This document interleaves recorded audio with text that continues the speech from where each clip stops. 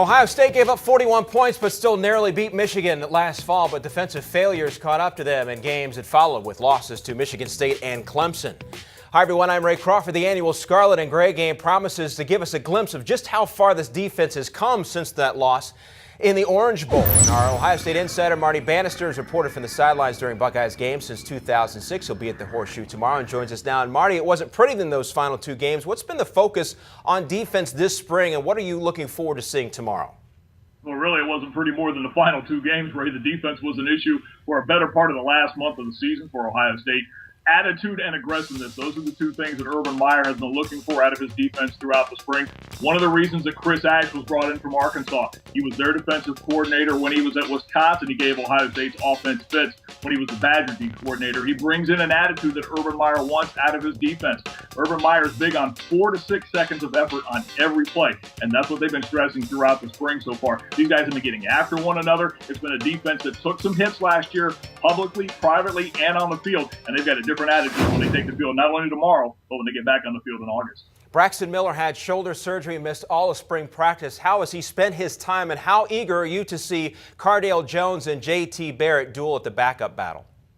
Well, basically, Braxton Miller, Ray, has become a graduate assistant coach, if you will. His job throughout the spring, since he hasn't taken a snap because of the shoulder surgery, has been to mentor these guys and turn them into his qualified backup. Kenny Guyton was that for the last couple of years, and really Guyton was a story unto his own in Columbus with what he was able to do. But now it's up to Cardale Jones, it's up to J.T. Barrett to take that spot right now. Cardale Jones, in a lot of respect, was like Kenny Guyton when Urban Meyer got to Columbus. Urban didn't have a lot of respect for Kenny when he got here, when he first looked at him. Didn't feel he could become a quarterback.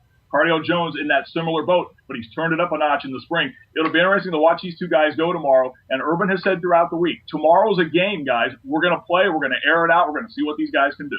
Managing editor Pete Fiutak joins us now. And Few, with the NCAA sanctions, Ohio State hasn't won a Big Ten title since 2009. Will they do it this fall? Yeah, technically. They should. There's no excuse not to. I mean, it's Ohio State. It's Urban Meyer. You know, their bar is set higher than everyone else. They have more talent than anyone else. They have the best coach in the conference. They have everything there for them. Yes, they lose a ton off the offensive line, but they should be better.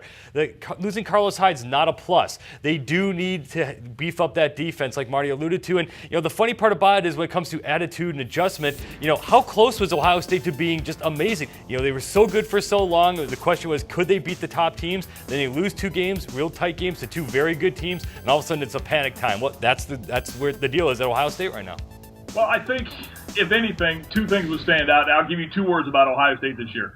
Urban Meyer, from what he's been able to do since he came to Columbus, the ability to turn this program back to where it should be, where he wants it to be. Attitude, aggressiveness, we talked about that earlier. But his ability to make his team do what he wants it to do is a big factor in why Ohio State's been successful. And if there's any reason why I think Ohio State can win the East Division this year, those are the 2 words I would give you, Urban Meyer. Yeah, attitude and aggressiveness are great. Also helps to have a lot of 5-star talents there, and Ohio State has more of that than anybody else. But, you know, the only problem for Ohio State is that randomness now. That aura of invincibility is now gone. You know, they were bum slayers for 24 games, and now they've got these, you know, the 2 big losses that they had.